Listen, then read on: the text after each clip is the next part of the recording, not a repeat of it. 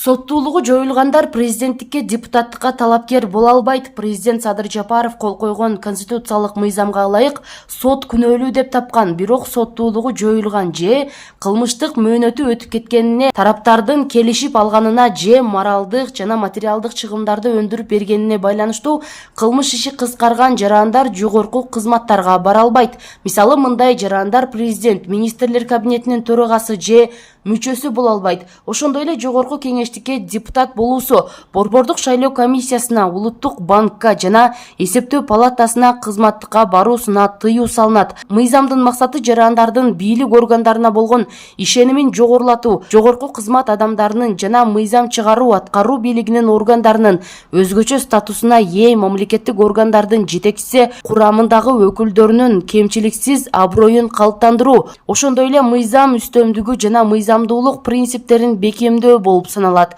Мындан тышкары, диний кызматтагы жетекчилер ишмердүүлүгүн токтоткон күндөн тарта 5 жылдын ичинде президент жана жогорку кеңештин депутаттыгына шайланууга укугу жок. Мыйзамга 28 июлда кол коюлду. 10 күндөн кийин күчүнө кирет.